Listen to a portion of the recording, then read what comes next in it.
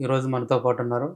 ప్రముఖ జ్యోతిష్య, వాస్తు, సంఖ్యాశాస్త్ర మరియు ఆకర్షణ సిద్ధాంతంలో అందెవేసిన చెయ్యి గురువుగారు దింటకుర్తి మురళీకృష్ణ గురువుగారు మనతో పాటు ఉన్నారు. గురువుగారిని అడిగి జ్యోతిష్యంలో మరియు రానున్న శ్రావణ మాసంలో వచ్చే వ్రతాలు, పండుగల గురించి తెలుసుకుందాం. నమస్కారం గురుదేవ. నమస్తే నాన్న. హరి ఓం శివ. గురుదేవ, ఆషాఢ అమావాస్య రోజున ఏం చేయాలి, ఏం చేయకూడదు? అమావాస్యల్లోకెల్లా చాలా పెద్ద అమావాస్య అంటారు దీన్ని, ఆషాఢ ఓకే. అమావాస్య. అసలు అమావాస్య అంటేనే మనకి మన సనాతన ధర్మంలో పర్వదినం. ఓకే. గుర్తుపెట్టుకోండి. అవును. అది అది ఒక అపోహో, లేకపోతే కొంతమంది సృష్టించారో. అసలు అమావాస్య మంచి రోజు కాదు. ఓకే. ఓకే, అమావాస్య చాలా దుర్దినం అన్నట్లుగా మనకి ఎప్పటి నుంచో ఒక ఆచారంగా అది దాన్ని వ్యవహరించడం అలవాటైపోయింది. అవును. కానీ మనకి ప్రతి నెలలో కొన్ని కొన్ని పర్వదినాలు వస్తాయి కదా. అట్లాగే అమావాస్యకు కూడా ఒక మంచి అద్భుతమైన పర్వదినంగా చెప్పుకోవచ్చు. ఓకే. అసలు అమావాస్య రోజు ఏ ఏ కార్యక్రమాలు చేయాలి అనేది శాస్త్రం మనకి చాలా క్లియర్గా చెప్తుంది. ఓకే. ఏం చేయాలి అమావాస్య రోజు? సముద్ర స్నానము లేదా నదీ స్నానము. ఓకే. దీన్ని చేయడం వల్ల చాలా అద్భుతమైన ఫలితం ఉంటుందని చెప్పింది. అలాగే ఉదయాన్నే సూర్యునికి అర్ఘ్యం చేయడం, అర్ఘ్యం వదలటం. ఓకే, అంటే దేవతా అర్ఘ్యం అనేది ఎప్పుడు కూడా మనం ఈ విధంగా, అంటే మన యొక్క మునివేళ్ల నుంచి నీళ్లు పడే విధంగా ఒక 3 సార్లు మనం దేవతా అర్ఘ్యం అనేది ఇస్తాం. పితృదేవతలకైతే కనుక ఇట్లా దక్షిణ భాగంలో ఇస్తాం. గురు అర్ఘ్యం అయితే కనుక ఇలా ఉత్తర భాగంలో ఇస్తాం. ఓకే, అంటే దేవతా అర్ఘ్యం సూర్యునికి ఎదురుగా నుంచొని 3 సార్లు నీళ్ళని వదలటం. అలాగే పితృదేవతా కార్యక్రమాలు, పితృ కార్యక్రమాలకి అద్భుతమైన ఇది ఒక అద్భుతమైన రోజుకి చెప్పుకోవచ్చు అమావాస్యని. అంటే నువ్వులతో తర్పణం వదలడానికి, శ్రాద్ధ కర్మలు నిర్వర్తించడానికి చాలా అద్భుతమైన రోజుగా మనకి శాస్త్రంలో చెప్పబడింది. అసలు అమావాస్యకి చాలా చాలా చాలా చాలా అద్భుతమైన విశేషాలు ఉన్నాయి. అంటే దిష్టి దోషాలకు సంబంధించి ఏదన్నా మనం ఒక ఇంటి ముందు గుమ్మడికాయ కట్టాలన్నా, ఏం చేయాలన్నా కూడా మనకి అమావాస్య చాలా బలం అని చెప్పచ్చు. అంటే జనరల్గా ఏంటంటే మనకి ఇంటి ముందు గుమ్మడికాయ కట్టాను దిష్టికి, అది పాడైపోయింది, మళ్ళీ తీసి మార్చాలి. జనరల్గా ఏంటంటే ఎప్పుడు పడితే అప్పుడు మార్చేస్తుంటారు. అలా కాకుండా మనం గుమ్మడికాయ తెచ్చుకొని దానికి చక్కగా పసుపు రాసి బొట్లు పెట్టి మన ప్రార్థనా మందిరంలో దాన్ని స్థాపించి కూష్మాండ దేవుణ్ణి ఆవాహనం చేసుకొని ఓం కూష్మాండ దేవాయ నమః అని 108 సార్లు ఆ స్వామిని అర్చించి, ఆ స్వామికి ఒక బెల్లం ముక్కన నైవేద్య నివేదన చేసి, ఆ తరువాత అంటే ఆ రోజు సాయంత్రం ప్రదోష కాలంలో మన ఇంటి ముందు ఆ గుమ్మడికాయని కట్టడం వల్ల మనకి నరదృష్టి తొలగిపోద్దని చెప్పుకోవచ్చు.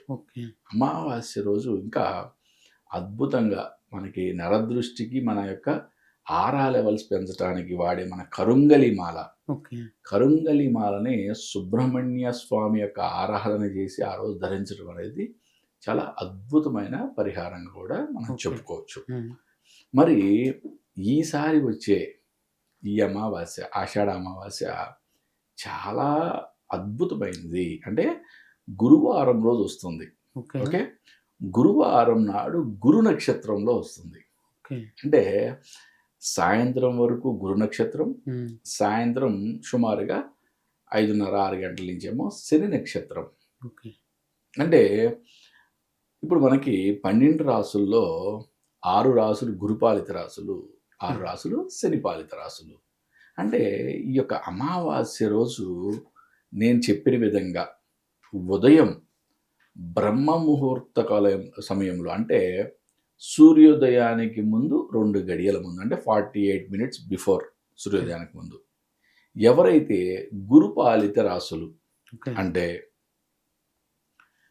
మీనము, మేషము, కర్కాటకము, సింహము, వృశ్చికము, ధనస్సు, ఈ 6 రాసుల వారు ఒక రావి చెట్టు దగ్గర ఆవ నూనెతో దీపాన్ని వెలిగించటం అనేది ఒక అద్భుతమైన పరిహారంగా చెప్పవచ్చు. మరి చాలామంది మిస్ అవ్వచ్చు. ఓకే, సూర్యోదయానికి. ఎందుకంటే సూర్యోదయానికి ముందే ఎందుకు పెట్టాలి రావి చెట్టు దగ్గర అనేది చాలా సైంటిఫిక్ రీజనింగ్ ఉంది. దాని గురించి మీరు ఇంటర్నెట్‌లో చెక్ చేసుకోండి.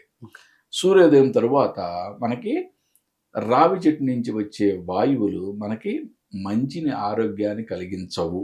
కాబట్టి సూర్యోదయానికన్నా ముందు మనకి రావి చెట్టు నుంచి వచ్చే వాయువులు ఆరోగ్యప్రదాయిని అండ్ మన యొక్క ఐక్యూ లెవెల్స్‌ని పెంచే విధంగా ఉంటాయి. కాబట్టి మన శాస్త్రంలో అలా చెప్పబడింది.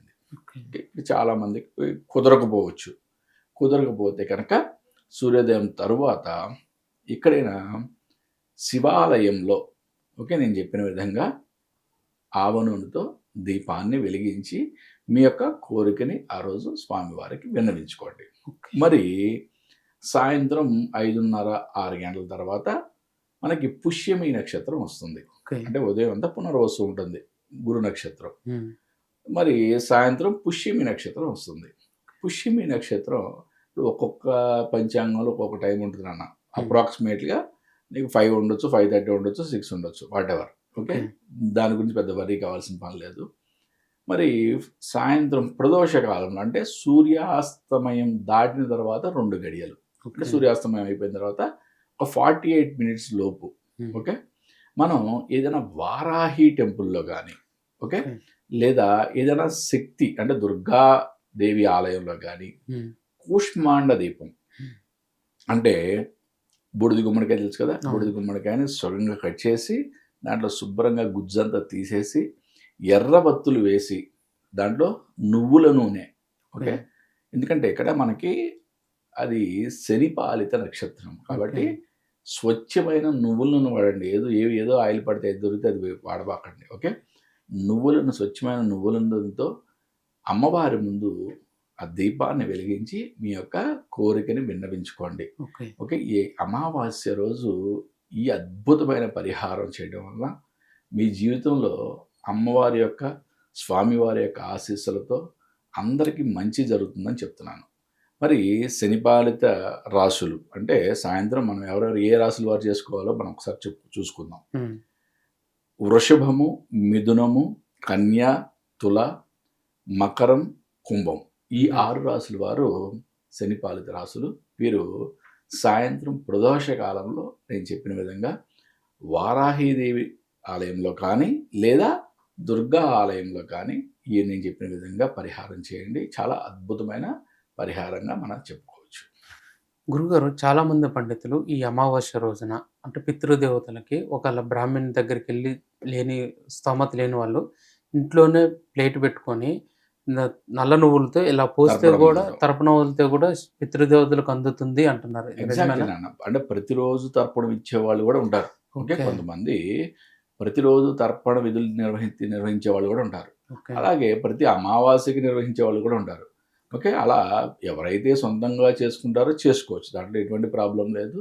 అలాగే అంటే బ్రాహ్మణులకి విధిగా, బ్రాహ్మణులు అంటే ఓన్లీ మీరు ఒకటే గుర్తుపెట్టుకోండి, ఒకప్పుడు ఏంటంటే బ్రాహ్మణులకి ఎటువంటి సంపాదన ఉండేది కాదు. వాళ్ళు పూర్తిగా యాచన మీదే వాళ్ళ యొక్క జీవనం ఉండేది కాబట్టి వాళ్ళు మిగతా కులాల మీద ఆధారపడి ఉండేవాళ్ళు కాబట్టి బ్రాహ్మణులకి ఇవ్వమని శాస్త్రంలో చెప్పబడింది. అంటే బ్రాహ్మణులకి అన్నదానం చేయటం, వస్త్రదానం చేయటం, మీరు మీ చేతనైన దానం చేయడం అమావాస్య రోజు చాలా మంచి ఫలితాన్ని ఇస్తుంది.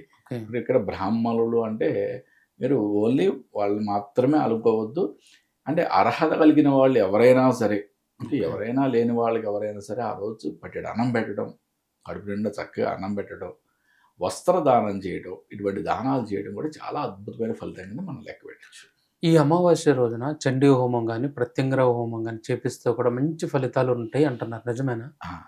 అమావాస్య అంటే దుర్గాదేవికి, లక్ష్మీదేవి ఆరాధనకి చాలా ప్రశస్తం. కాబట్టి ప్రతి అమావాస్యకి, ప్రతి పౌర్ణమికి చాలా చాలా దేవాలయాల్లో మనం చండీ హోమాలు చూస్తూ ఉంటాం. ప్రతి పౌర్ణమికి చేస్తారు ఎక్కువగా. చెప్పా కదా, అమావాస్య అనగానే కొంచెం చాలామంది అంటే పాల్గొనేవాళ్ళు భయపడుతుంటారు. అలా ఏం లేదు, చాలా అద్భుతమైన పర్వదినంగా దాన్ని భావించండి.